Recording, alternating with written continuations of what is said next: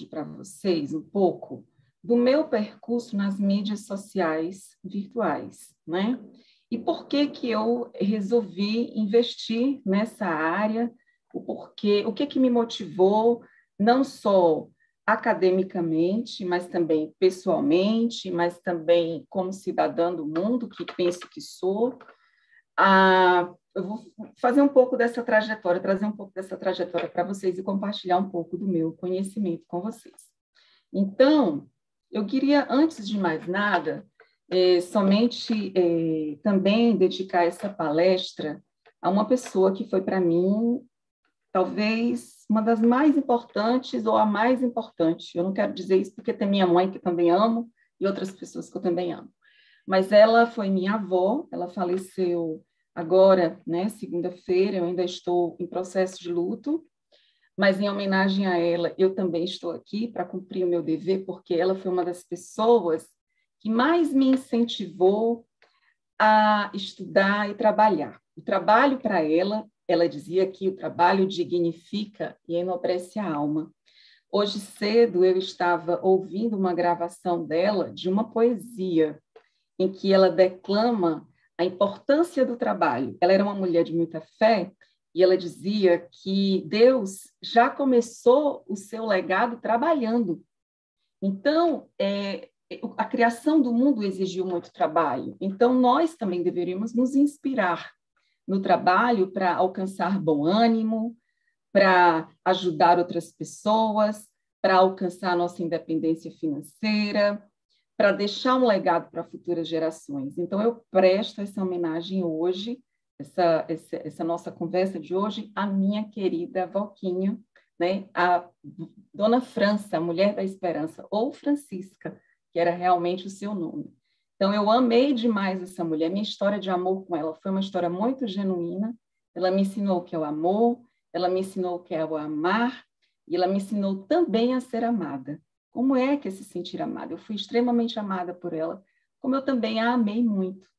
Né? Ela não foi uma simples avó, porque ela teve meu pai morreu, que era o único o filho mais velho dela, e 9 dias depois eu nasci, então eu fui para ela aquele presente, né, que o filho deixou.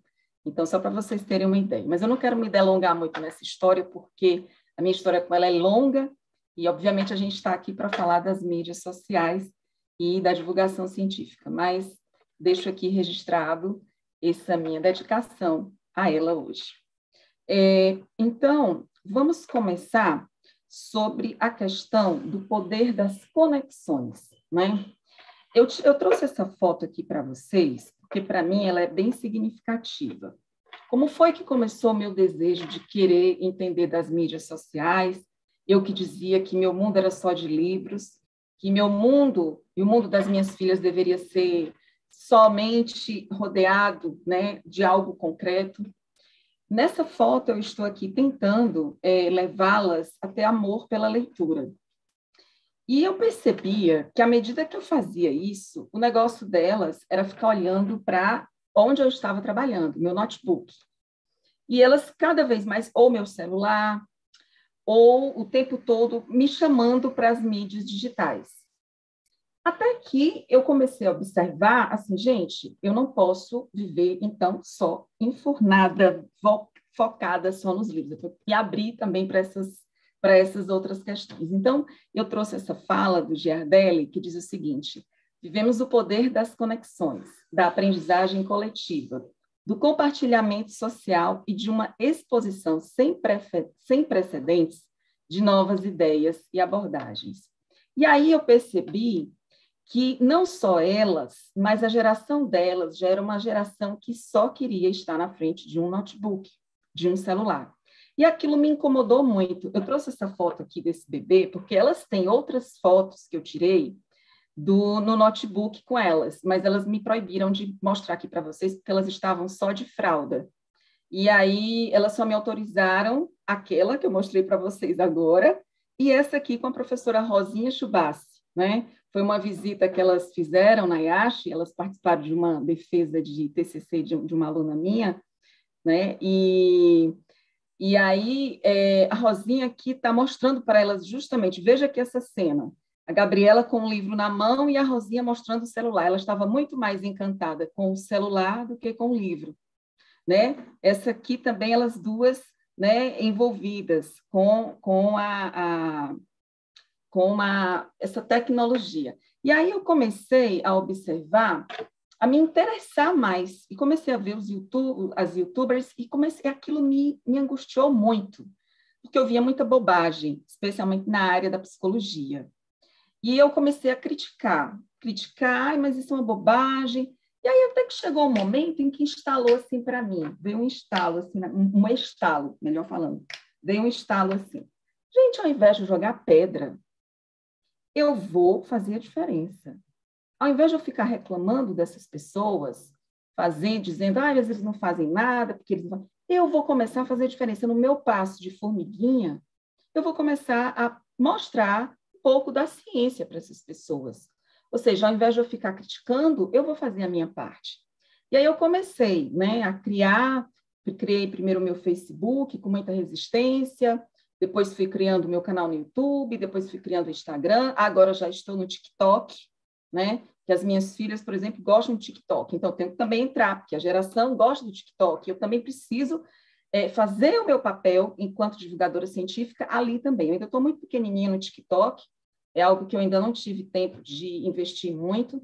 Pretendo criar um podcast também na área de psicologia do envelhecimento. Então, aos poucos, eu vou dando aí os meus passos de formiguinha, mas fazendo a minha parte.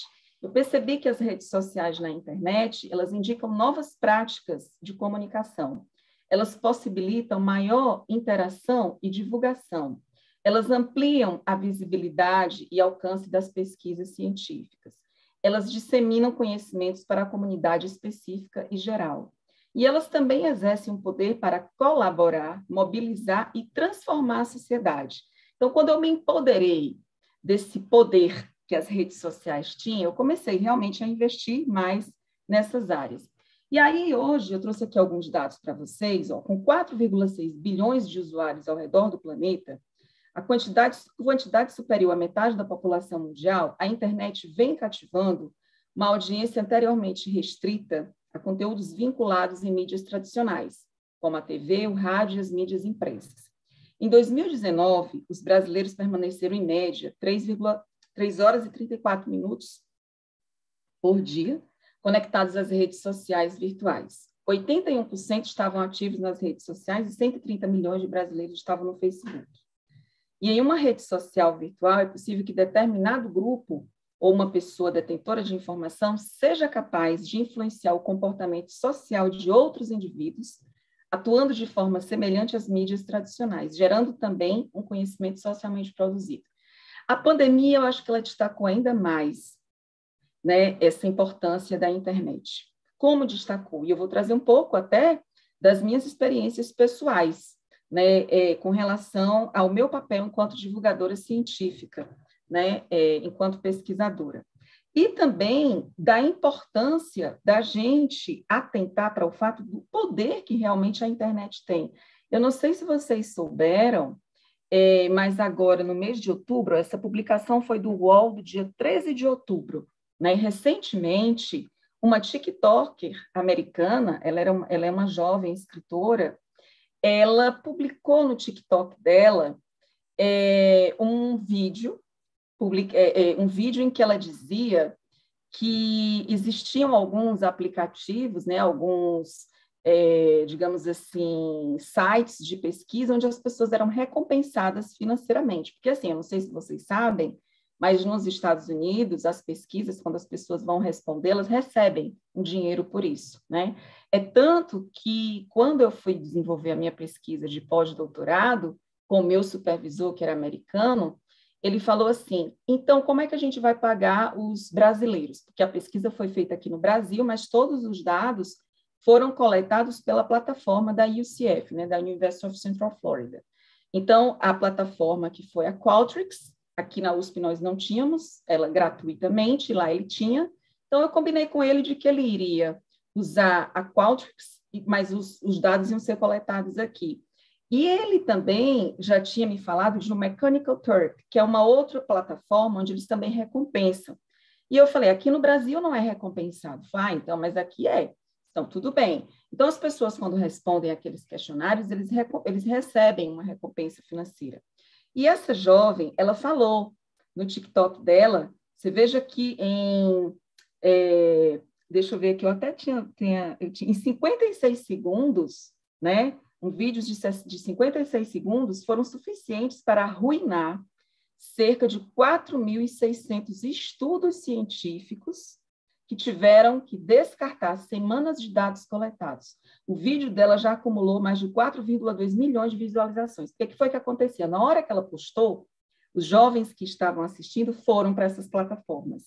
E, obviamente, muitos deles foram com boa intenção e outros não. Outros foram realmente porque queriam a recompensa financeira. E saíram respondendo ali pesquisas que não tinham tanta, às vezes não era o perfil deles, eles estavam interessados no dinheiro, porque a chamada foi para o dinheiro, não foi para a seriedade da pesquisa, e aí eles arruinaram. O site de pesquisas, né, o Prolific, que foi o que ela identificou na hora, pelo TikTok, ele não conseguiu suportar a demanda, né, como não contava com a ferramenta de triagem para garantir estratégias restritas, e amostras populacionais representativas para cada investigação, a plataforma acabou inundada de respostas de jovens, alterando o universo dos resultados das pesquisas. Veja o poder, eu trouxe isso para vocês, o poder que uma mídia social, um simples TikTok tem para arruinar uma pesquisa, ou várias pesquisas, nesse caso, 4.600 pesquisas científicas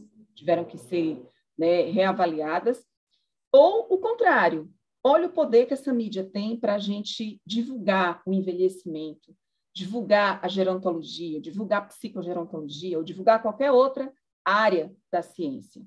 Então, a comunicação científica e a divulgação científica é algo que todo pesquisador, todo professor, todo estudante tem que se preocupar, mas especialmente pensando em qual o perfil do público que você quer atingir, né? Com quem é que você quer falar. Qual o nível do discurso? Veja que, a partir da minha experiência, acho que eu criei meu canal no YouTube em 2017. E eu não tenho muito tempo, o meu problema é que eu não tenho muito tempo para investir em tudo isso.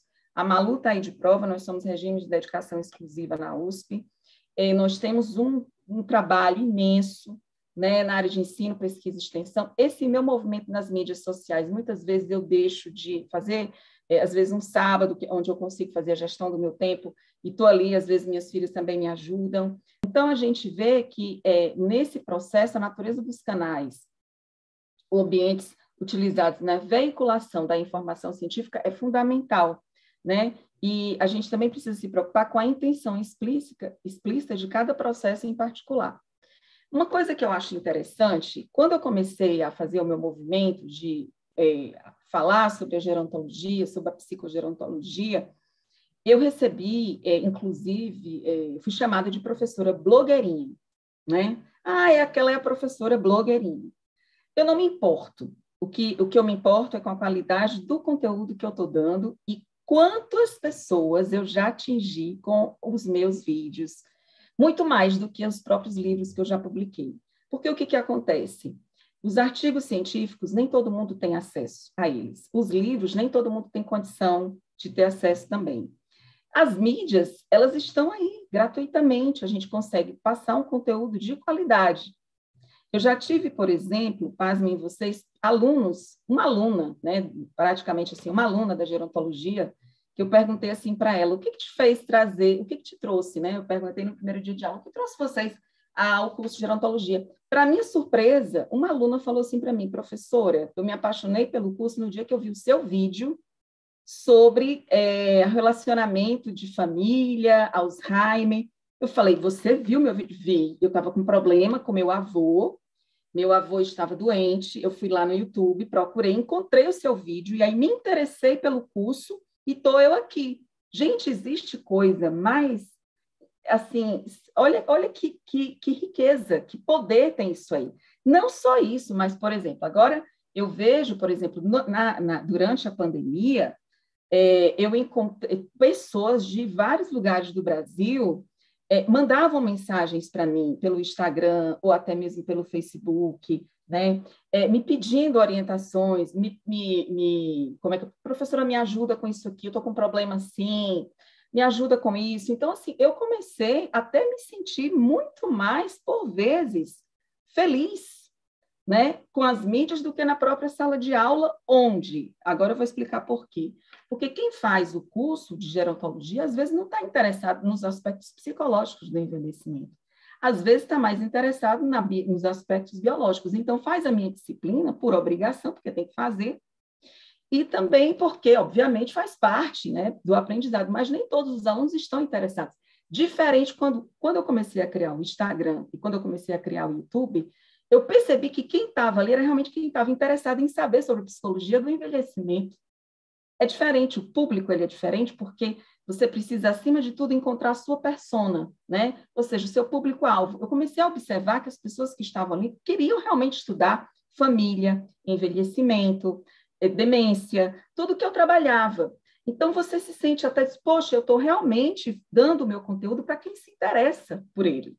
Então, não importa se eu sou chamada de professora blogueirinha, o que importa é o resultado que eu estou tendo com isso, especialmente o resultado que eu falo em estar ajudando outras pessoas, em estar democratizando a ciência, né? Porque o que acontece? Durante muitos anos, ficou-se com aquela ideia, aquele estereótipo de que um cientista ele deveria estar enfurnado num laboratório, ele deveria estar só publicando artigos científicos. Eu não deixei de publicar meus artigos científicos, não deixei de organizar meus livros. Agora, próximo ano, a gente vai estar lançando o livro de musicoterapia e gerontologia, com o Mauro, o Davidson e a Claudinha, que são 3 musicoterapeutas excelentes.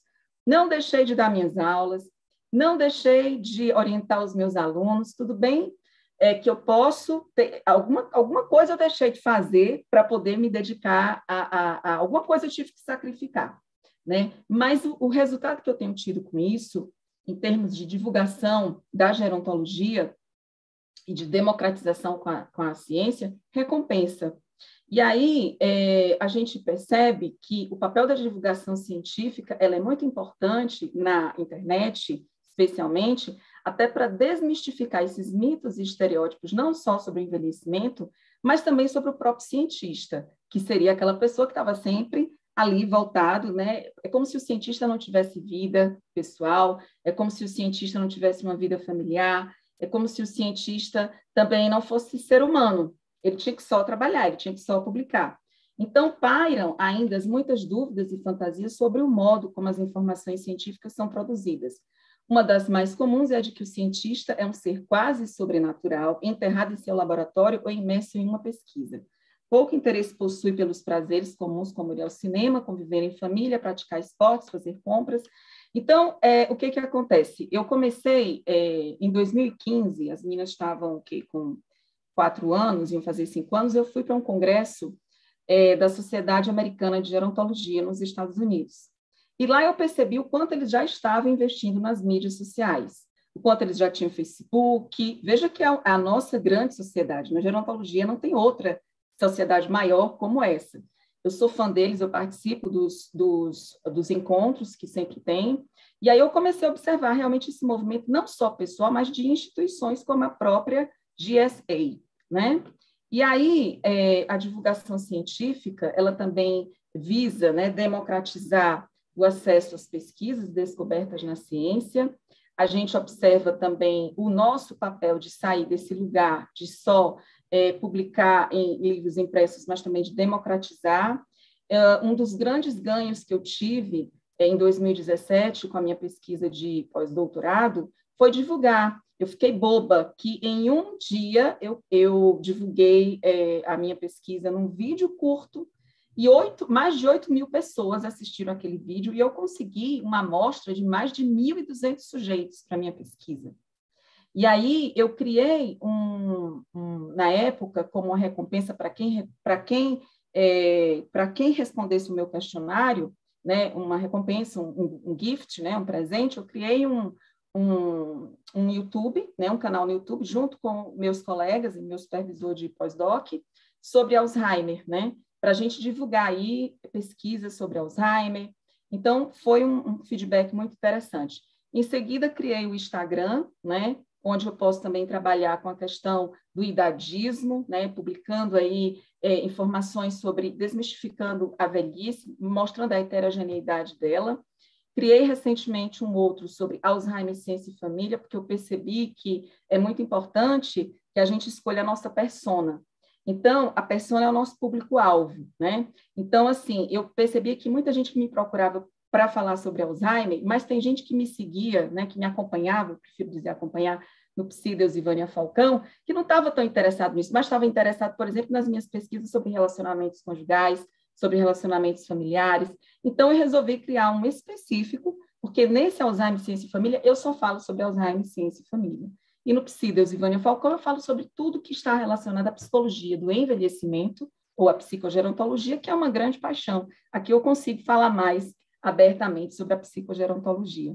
A própria USP, né, ela traz aí, já hoje, esse movimento, né, o USP Talks, que são palestras rápidas e objetivas de especialistas da comunidade acadêmica sobre temas de importância para a sociedade. Eu acho muito importante também que eu, por exemplo, é o que eu tenho feito, eu tenho estudado muito marketing digital e marketing de conteúdo. Por que o marketing de conteúdo? Você veja que a gente tem vários tipos de marketing, mas para a minha trajetória como influencer digital, que eu acho que é um novo papel que eu assumi, né? Além de ser professora pesquisadora, eu me vejo como uma influencer digital, eu preciso me empoderar também dos conhecimentos de marketing para fazer bom uso deles, né? Então, eu acho que quem quer... Porque a gente tem uma ideia de que o marketing é só aquela coisa da persuasão social, de que você pode fazer mau uso, não, a gente pode fazer o marketing, bom uso do marketing, para empoderar as pessoas sobre a ciência, sobre os conhecimentos, sobre a educação sobre a saúde, né? É muito importante também a gente trabalhar, pensar no conteúdo, as pessoas não querem mais tanta bobagem, a gente tem que ser objetiva e pensar no conteúdo, né? Então, eu acho fundamental isso aí, a gente investir também nessa área.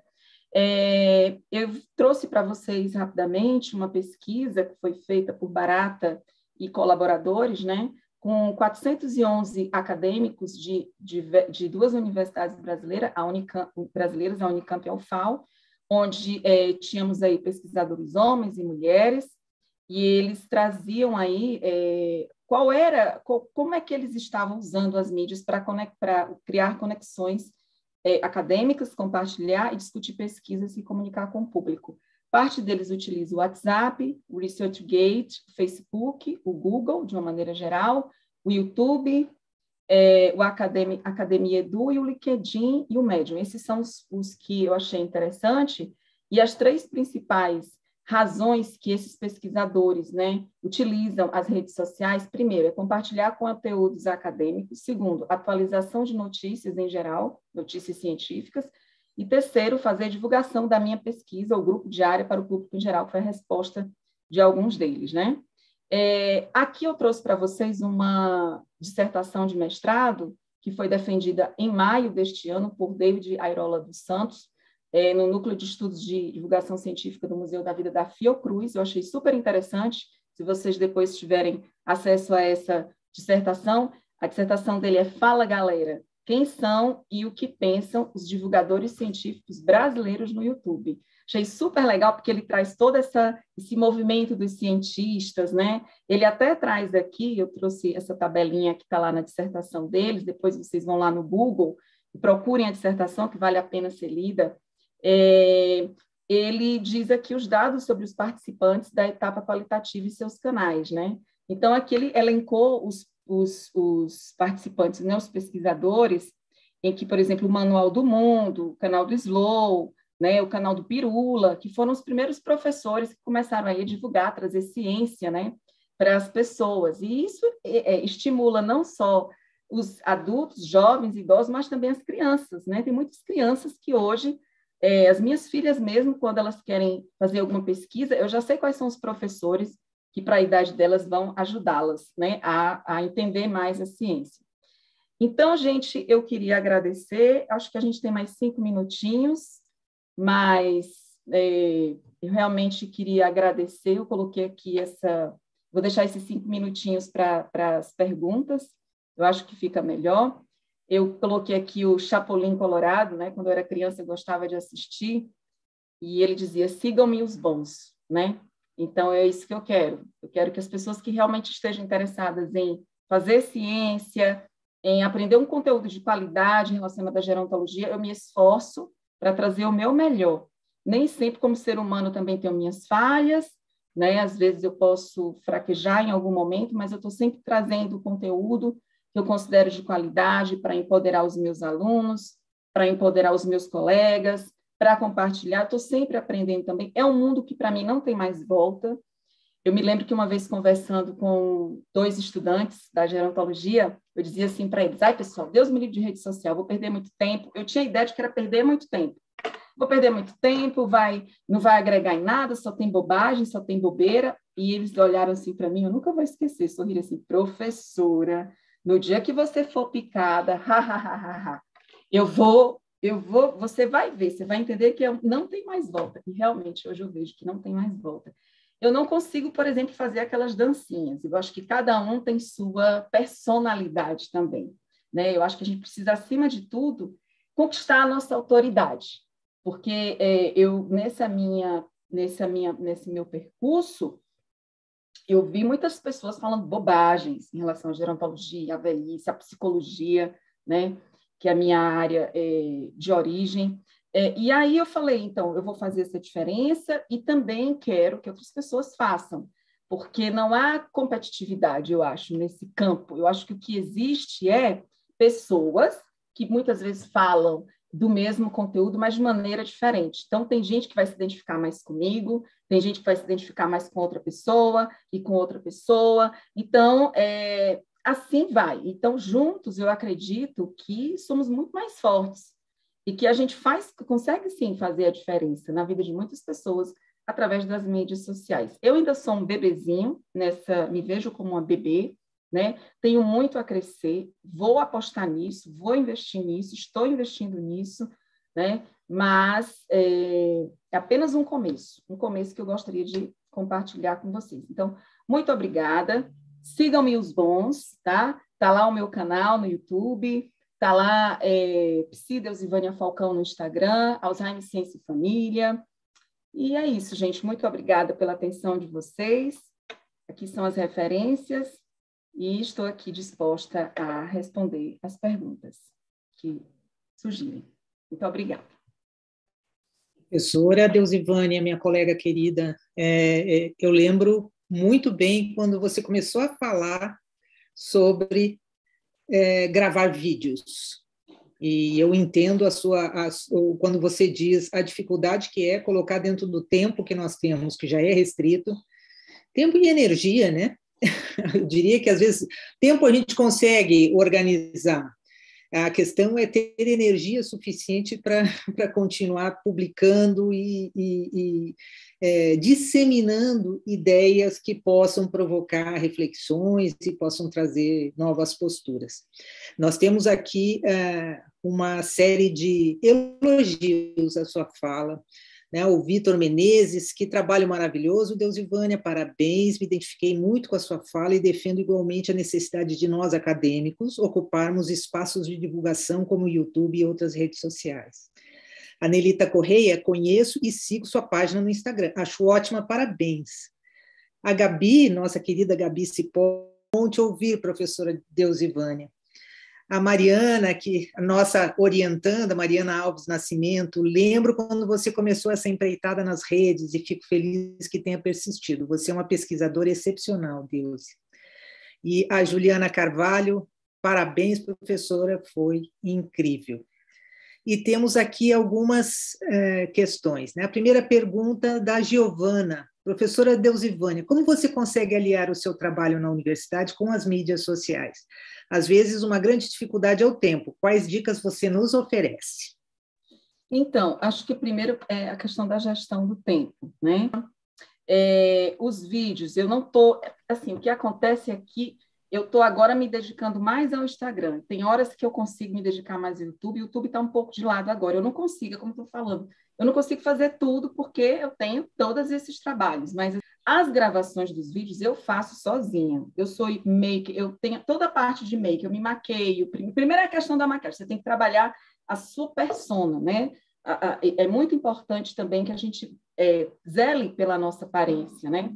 Segundo, eu comprei uma câmerazinha, na verdade eu comecei com o meu celular, e eu tenho esse celular até hoje, onde eu me lembro lá nos Estados Unidos, eu fiz várias gravações lá, eu ia para a universidade, ficava lá gravando, né, fazendo lá. Hoje eu tenho uma câmerazinha onde eu mesma coloco lá a câmera e vou falando, né, o que eu penso, eu mesma faço a minha gravação, eu mesma faço a minha edição, eu baixei um Filmora, então eu faço toda a edição, todos os vídeos que vocês veem, eu faço a edição, exceto os vídeos que eu tenho parceria com o pessoal, os meus queridos alunos da USP 60+, né, porque a gente tem um grupo de teatro, eu e o Rogério, onde a gente tem aí alguns vídeos que, inclusive, são inéditos, a gente ainda precisa editá-los, né?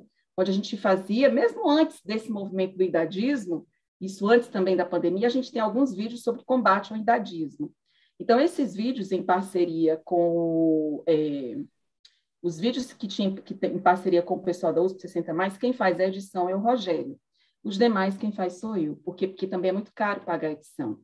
Então, veja que trabalheira é para dar o melhor. Mas, assim, é algo que hoje entrou na minha veia. Eu não consigo mais viver. É como se fosse escrever um artigo científico. A mesma seriedade que eu tenho em publicar um artigo, aquele zelo de ler parágrafo por parágrafo, é também o zelo que eu tenho na hora de publicar um post no Instagram, de citar as fontes, né? Quando eu não cito, porque realmente foi algo que eu criei, a gente tem que ter essa preocupação também. Então, sempre nos meus posts, no finalzinho, eu coloco ali uma citação de onde veio aquelas referências, até para instigar nos alunos, nos outros pesquisadores, o desejo de querer saber mais. Às vezes tem gente que, eu queria saber mais sobre isso. Agora, eu criei uma coluna no Instagram, pergunta que eu te respondo. Por quê? Porque tem muitos psicólogos da área do envelhecimento, que a psicogerontologia no Brasil ela é muito escassa. E eu estudo psicogerontologia desde 1995. Então, tem muita coisa que eu sei e tem muita coisa que eu preciso aprender. Claro, né? É uma coisa assim que não tem fim. Então, tem muitos psicólogos no Brasil que me perguntam: professora, eu estou assim, com um paciente assim, o que eu posso fazer? Eu estou agora fazendo uma formação, eu já tenho uma formação em clínica, mas estou fazendo um outro curso agora em formação em terapia cognitivo-comportamental. Então, eu vou ajudando essas pessoas que estão fora também do contexto da universidade. Isso me deixa muito feliz, porque eu saio dos muros da universidade, pessoas que estão no norte, no nordeste, no sul, no sudeste, que querem ali uma luz, né? E eu estou ali podendo dar aquele feedback. Então, isso me faz ser feliz como gente, né? Como ser humano, como cidadã, né? Acima de tudo. Temos mais um elogio à sua fala. Mature Quality, professora, é uma inspiração. Amando a manhã de hoje, particularmente, ser empreendedor é um desafio e receber as energias dos palestrantes é um bálsamo. Gratidão. E obrigada. Uma pergunta da Gabi Cipolli. Como a senhora lida com os comentários relacionados a pseudociências? Interessante. Uma vez, recentemente, né? Uma amiga minha médica, eu falando para ela, né? Por que você não cria a sua página no Instagram, coisa e tal? Ela falou assim para mim: não, na nossa área isso está muito ligado a charlatanismo, está muito ligado a pseudociências, né? Pseudociência. E eu falei, pois está na hora da gente quebrar esses estereótipos. Tem como, sim, divulgar a ciência. Claro que tem muita gente oportunista. Foi por causa disso que eu criei o meu canal, que eu criei as minhas redes, porque eu comecei a ver que tinha muita pseudociência, que tinha muita coisas sem sentido, mas ao invés de eu ficar criticando aquelas pessoas, colocando o dedo na ferida das pessoas, eu entrei nesse mundo para fazer diferença. É assim que eu penso. Digo, ao invés de eu ficar jogando pedra, às vezes você não tem que ser inimiga do seu inimigo, é melhor você ser amiga, inclusive do seu inimigo. Eu penso assim, acho que isso eu herdei da minha avó, tá, Malu? A minha avó era assim. Acho que ela era uma empreendedora nata, né? Eu ainda não cheguei a empreender, mas quem sabe um dia, né, Malu? Sim. Tenho muito a empreender, muito aí, mas assim, a minha ideia é justamente compartilhar esse conhecimento para ver o meu Brasil melhor, para ver os meus estudantes melhor, para melhorar também, que eu aprendo todo dia, eu aprendo, porque eles me mandam perguntas e eu fico com aquele negócio na cabeça, entendeu? Então, assim, pseudociência sempre vai haver.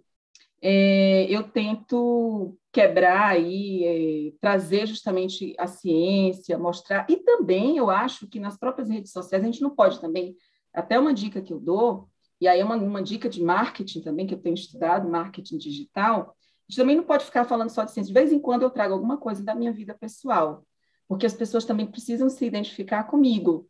O que a Deusivânia faz? Aquela história que eu falei para vocês no início. Será que eu só pesquiso a vida toda? Não, eu sou mãe, eu tenho vida social, eu tenho amigos, eu sou filho, eu sou neta. Então, eu acho também saudável, eu não gosto daquela coisa de expor, né? Aquela coisa bem blogueira de expor toda hora, todo dia, toda hora. Mas, assim, eu acho interessante trazer um pouco da minha vida, né? Da minha vida pessoal, até para as pessoas conhecerem quem é a professora Deusivânia por trás dessa mulher cientista, né? Que ama tanto a ciência. É uma mulher que também tem fé, é uma mulher que também passa por muitas dificuldades como mãe, né? Ou seja, eu sou mãe de gêmeas, então é difícil também muitas vezes atender a demanda das minhas filhas agora, então na pandemia, né? Eu me lembro que eu tinha que realmente atendê-las, estudar com elas e ser dona de casa, ser tudo. Foi muito complicado, mas a gente está aqui contando a história. Tá certo. Temos mais uma pergunta do Vitor. É a possibilidade de fazer parcerias com você nas redes? Sim, eu acho interessante as parcerias, elas sempre são muito bem-vindas, muito bem-vindas. Eu sou do time que tem gente que gosta de olhar para o céu e ver uma estrela só brilhando. Não é o meu caso.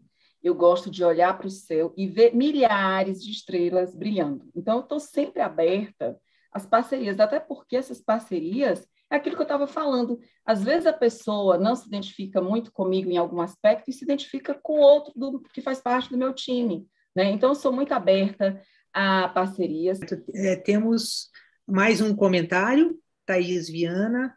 Sensacional manhã maravilhosa. Ela faz um comentário muito acertado. Enfim, acho que queremos agradecer a sua participação. Eu, particularmente, tenho bastante admiração pelo seu trabalho. Você sabe que desde o início nós temos conversado sobre isso. Eu tenho a experiência do Ser Modular desde 2015. Não entrei ainda para o vídeo exatamente porque não tenho pernas para a produção disso, mas já comecei a tentativas, então pretendo em breve também entrar com essa experiência, mas só quando tiver certeza. E assim, admiro muito sua energia de fazer tantas postagens com qualidade, que isso que é importante, e trazer para o mundo essa contribuição, que eu acho que o mais importante do uso das redes sociais exatamente é isso. Nós temos ideias, essas ideias não precisam ficar contidas dentro dos muros da universidade, elas precisam ser disseminadas. A literatura científica ela é restrita, ela se restringe à academia, em geral, né? Raramente ela sai da academia.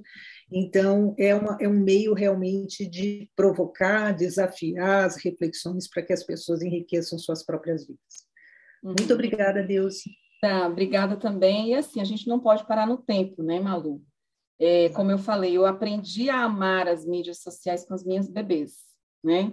Quer dizer, gente, eu tenho que acompanhar, porque senão você vou ficando para trás. Né? Elas estavam essa semana fazendo um trabalho aqui de profissões antigas. Você sabia que existia a profissão de meu Deus, despertador humano? Só para fechar. Despertador humano. Eu aprendi isso com elas essa semana.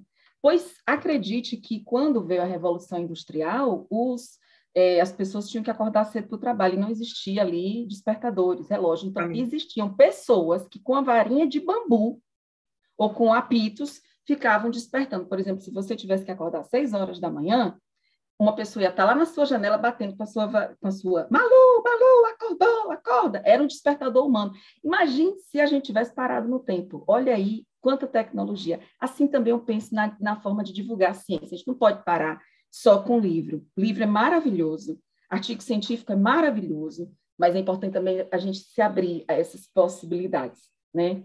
É Sim. Isso. Muito obrigada. Então, sigam-me os bons, ou me acompanhem. Eu prefiro ter companheiros bons ao meu lado, companheiras. Obrigada, Malu. Obrigada a você.